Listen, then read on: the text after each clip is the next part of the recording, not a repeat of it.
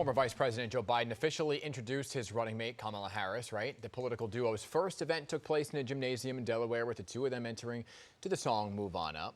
They then took to the podiums and laid out their 2020 presidential campaign message. Here to weigh in this morning is author and GOP strategist Joyvilla. So good morning to you, Joy. How you doing? Good morning. I'm great. How are you? Doing well, thank you, and thanks for joining us this morning. I want to get your overall impression of the first event and the message that they put out there.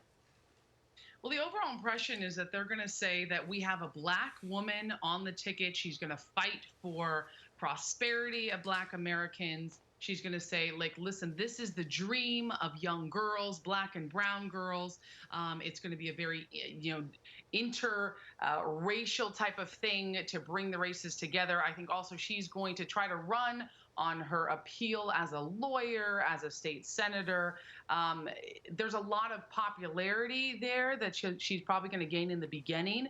But I think also that a lot of people haven't dived into Kamala Harris's background and what she's done as a lawyer, because she did do quite a bit of missteps. But overall, it's very positive on the trends. Well, in referencing the history here, being the first black woman and the first woman of Indian descent to be on a major party ticket, that is inspiring for young women who are looking up at this saying, I can aspire to be that. Yes, it is. It's absolutely inspiring, even though her policies may not be in line with a lot of what America wants right now. Being a black woman on the ticket for VP, being an Indian woman, is historic. It's something that the president was sent by the president Obama, being the first black president. Yeah. Now, is that enough though to win voters? Is it enough to just simply be the color that people want to see, a female in the lead? Time will tell, because it may not be enough to sway voters, especially this late in the game. Yeah, on the issues right now, Senator Harris made it perfectly clear, though, that she is holding the president accountable for things like the economy, handling of the pandemic. She went on to say the president's mismanagement of the pandemic has plunged us into the worst economic crisis since the Great Depression. 165,000 people, as you know, have lost their lives. Really, how will the president be able to go against that argument? Well, it's simple, because even though this is true, that this is the worst, we haven't been able to have history show that this pandemic was going to happen. This is something that came out of left field. But any president in this particular situation, that's an easy low blow to say the president's mishandling this, this pandemic. It's easy to go into fear and sort of scare the public. What I want to see from Kamala is, what is she going to do as an attorney, because she has failed many cases before. She has, not upheld. She wants to repeal Proposition 209, which is protecting race-based or sexual orientation-based discrimination. So she's on that bill. That worries me. Her pro-death penalty stance in the past has worried me. Her lack of being able to support black and brown people, on many cases where they've been jailed for long terms. And she sort of laughed when the interviewers asked her if she was going to repeal many cases. Well, I don't know. I just want to push back a little bit on the low blow comment about the pandemic, because when you say 165,000 people have lost their lives, I don't know if that can be seen as a low blow. And she seems to go after the targeted aspects of coronavirus, which is the biggest issue right now, one of the biggest issues that this country is facing. The failure to take the virus seriously by the president is what she called him out for. Failure to get testing up and running in a quick manner, and the complete chaos right now on how to open schools. And I just am curious your take on if those were low blows when you look at this as the large picture the country is facing. Well, it's definitely a big picture, but just because it's a big picture, and yes, we mourn the deaths of any Americans in this country, but it is easy to point out, there's deaths, so thereby it's the president's fault, which we know it's not the president's fault entirely.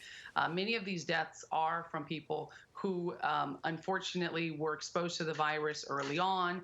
There's also many people who've survived. America also has the most testing kits in the world. There's also many, cases. I live in Los Angeles, so there's the cases have gone up, but the deaths have gone down here in Los Angeles. So we also see that it has a 99.5% survival rate. So yes, this is something to take seriously. I do believe the president has been talking about it. He has been taking it seriously. Now, as far as Ms. Harris, I'd like to see what she takes seriously. If she is in word only, if she's just a very attractive Yeah. face, right? It's very attractive to have a Black Indian female candidate. Or is she going to back up what, her smile? She seemed to be very happy up there, but I want to see what are her morals, what's her integrity, what's her voting record as far as, Joe Yeah. Biden. She It seems to be. slammed him a lot, and she seems to have done a complete 180. Instead of saying he's a racist, she's now willing to run with him.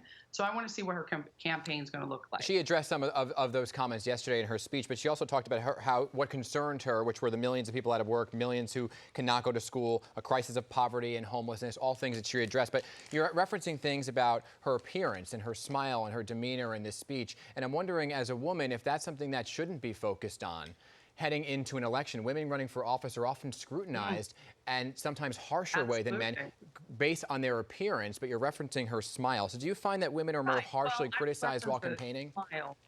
Yeah, I would reference a smile for anyone, male or female.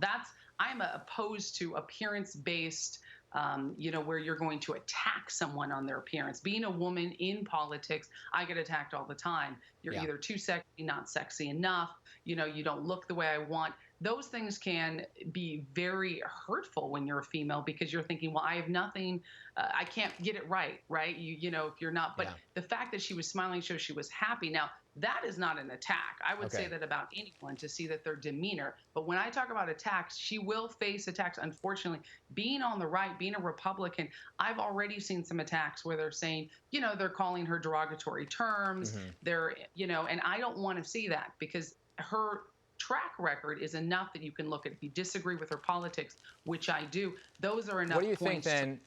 You don't take it to a low sort of debased thing where you're going to look at someone's looks. Yeah, I hear you. So I'm just curious. I'm curious your take then on the President Trump's comments where he came out and called her mean and nasty. And so I'm wondering if there's a place for that kind of rhetoric in this kind of election. I think mean and nasty is not necessarily an attack on a woman. He's called many people mean and nasty. He said that about men. He said that about women. I don't always agree with what the president says, but that's very tame. What I'm talking about is attacking somebody for their sexuality or lack thereof, their looks, absolutely attacking them as a female, things that I can't say on the air that I faced personally. I go away from that, especially being a Black woman. There are going to be attacks that she's going to have to stand up. She's going to have to stand up and say, why did in 2015 she opposed a bill requiring her office to investigate shootings involved in race-related incidents? Why she opposed body cams for officers? Why is she suddenly Black Lives Matter when in 2015 she was not? So these are questions that are going to come up. I think right now people are very glamored by her. I think not because she's just an absolute, she grabbed the stage, but also because she is a person of color. So she's going to have to be held accountable, though. Understood. There is history here. Joy, I appreciate your time this morning. We are out of time, but I appreciate you coming on this morning. Thank you very much. 8:46, everybody. We'll be right back.